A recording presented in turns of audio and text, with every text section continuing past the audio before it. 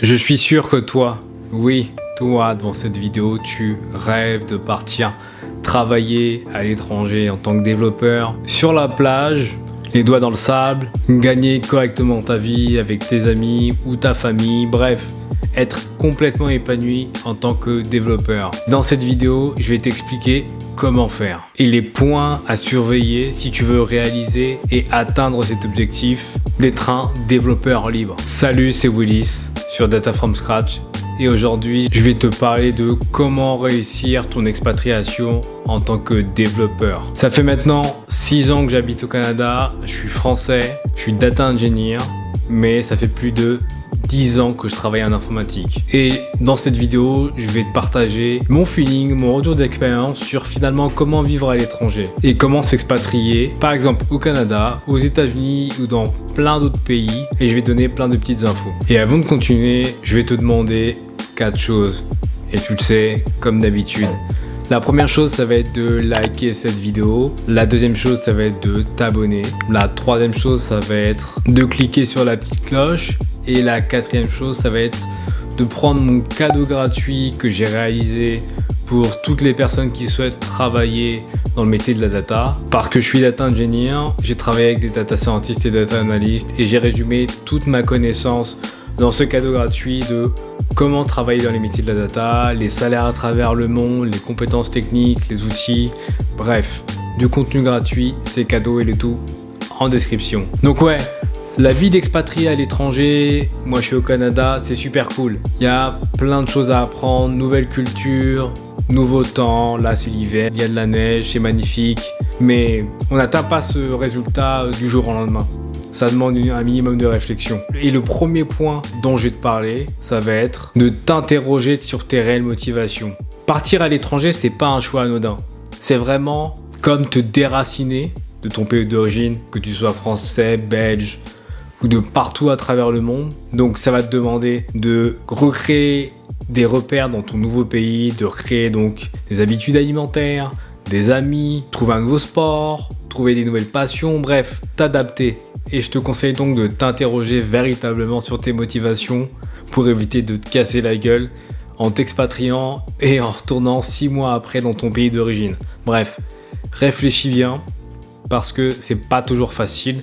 Donc, mon premier point, c'est interroge-toi sur tes réelles motivations. Donc, le deuxième point, c'est renseigne-toi sur les technologies en vogue et sur les noms des postes. Parce que, en fonction du pays que tu souhaites atteindre, où tu souhaites aller et les technologies que tu as, des fois le nom change. Au Québec, on peut appeler un développeur un analyste programmeur ou un programmeur ou un analyste. Les chefs de projet sont un peu différents, la notion de chef de projet au Québec est différente. Bref, il y a des software développeurs, des software engineers.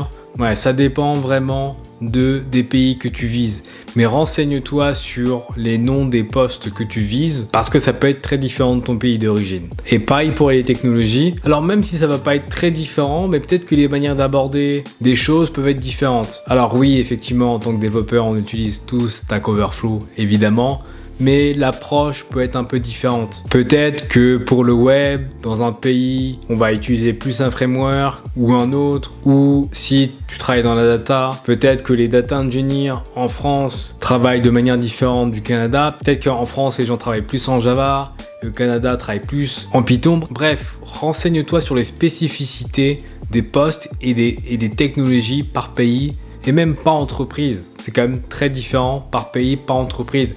Il y a vraiment une notion de culture à avoir et à prendre en compte. D'ailleurs, en parlant de culture, on va parler du troisième point, c'est renseigne-toi également sur les entretiens. Oui, parce qu'en Amérique du Nord, aux États-Unis surtout, et encore plus en Californie, si jamais tu vises la Californie, il y a une très grande culture de l'entretien technique. Et si tu penses atterrir en Californie et puis trouver du travail du jour au lendemain, tu vas te tromper, tu vas juste te casser la gueule. Donc ce que je te conseille, c'est achète-toi le livre Cracking the Coding Interview, qui est tout simplement un livre de préparation d'entretien. Et ça va vraiment t'aider à préparer les entretiens à l'étranger, parce que dans beaucoup de pays et dans beaucoup de destinations, souvent l'entretien technique est quelque chose de majeur. Je sais pas si c'est le cas en France, en Belgique ou dans les pays francophones, mais dans les pays anglophones, c'est très important de maîtriser l'entretien technique, surtout si tu vises des grosses boîtes. Donc mon troisième point, c'est bien te préparer pour les entretiens techniques. Donc le quatrième point, c'est assure-toi d'avoir une bonne assurance santé. Oui, très souvent en Europe, le système de santé, il est quand même cool. Les Européens sont très bien lotis à ce niveau-là. La plupart du temps, sont très bien lotis. Mais c'est pas forcément le cas, que ce soit en Amérique du Nord ou en Asie, si tu souhaites aller en Asie. Donc renseigne-toi sur les conditions d'obtention d'une bonne assurance santé. Est-ce que tu vas y avoir le droit avec ton travail, avec le contrat que tu vas signer? Bref, renseigne-toi sur ça, parce que sinon ça peut vraiment te coûter très cher. Le cinquième point, il est simple, il est basique, c'est parle anglais. S'il te plaît, parle anglais. C'est plus possible en 2021 de ne pas parler anglais, et je te demande pas d'avoir un niveau exceptionnel. Juste savoir te présenter ton expérience professionnelle, et puis avec le temps ça viendra. Mais bref, si tu veux travailler à l'étranger, la plupart du temps ça va être en anglais. En tout cas, je te le conseille, parce que vraiment, être développeur dans des pays anglophones, t'atteins vraiment un autre niveau. En tout cas, je trouve à titre personnel. L'anglais est une langue relativement simple à apprendre, et ça va t'ouvrir plein de portes et plein de possibilités. Donc ne fais pas l'impasse sur la pratique de l'anglais, parce que c'est vraiment un accélérateur de carrière. Moi, je suis au Canada depuis 6 ans et je dois avouer que mon niveau d'anglais, qui n'était pas dingue quand je suis parti de France, mais maintenant je parle anglais. En tout cas, j'ai pas de problème pour avoir une discussion en anglais, passer des entretiens en anglais. Bref, l'anglais est quelque chose d'important. J'ai eu l'occasion de passer un entretien chez Netflix pour la Californie. C'était pour un très gros poste, mais je l'ai passé en anglais. Ça s'est très bien passé. Malheureusement, je l'ai pas eu. Mais sans l'anglais, j'aurais même pas été capable de décrocher le téléphone. Donc mon cinquième conseil, c'est parle anglais. Donc mon sixième conseil, ça va être de prendre le temps de comprendre la culture dans laquelle tu vas atterrir.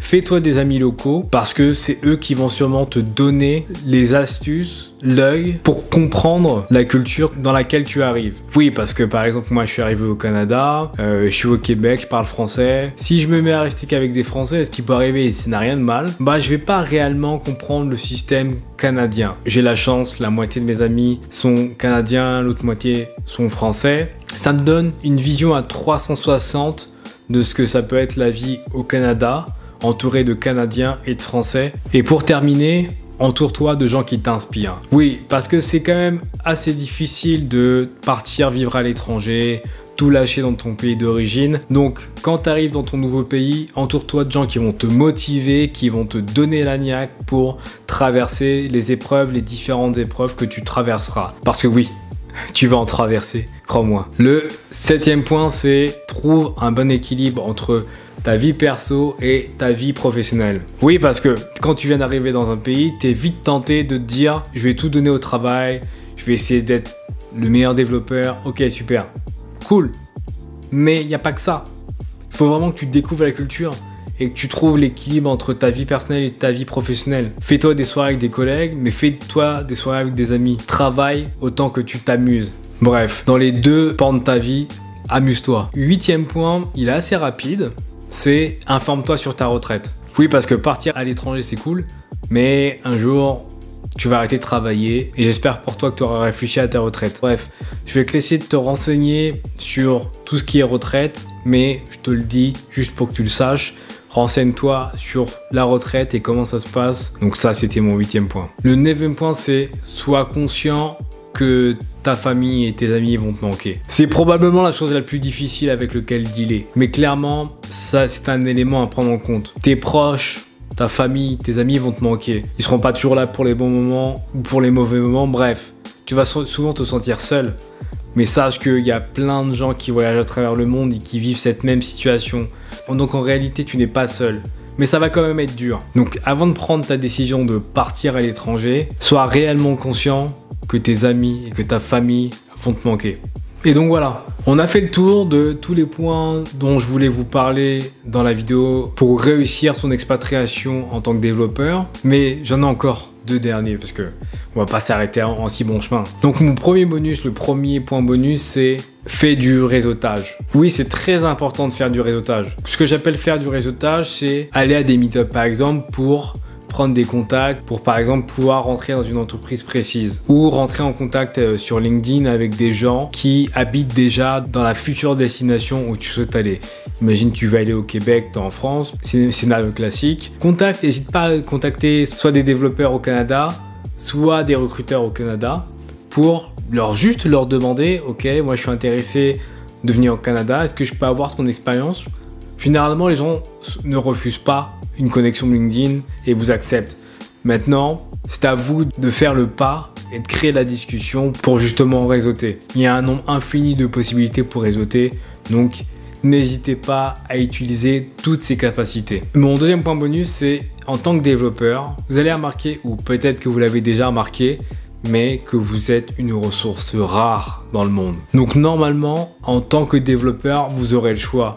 Et donc c'est à vous, en tant que développeur qui a le choix, de prendre les bonnes décisions pour avoir le meilleur salaire. Et ouais, vous avez cette chance en tant que développeur de pouvoir avoir différentes offres pour avoir un bon salaire. Et ça, c'est également valable à l'étranger. Et n'ayez pas peur de ça. Vous aurez peut-être la possibilité d'avoir 1, 2, 3 offres. Et libre à vous de négocier entre ces offres pour avoir le meilleur salaire. Donc voilà, on a fini cette vidéo. J'espère que cette vidéo vous a intéressé, qu'elle vous a donné plein de points pour vous préparer à vous expatrier en tant que développeur, que vous soyez célibataire, en couple, avec une famille. Bref, quelle que soit votre configuration. C'était Willis pour Data from Scratch. C'était un plaisir d'être parmi vous. Je vous dis à la semaine prochaine.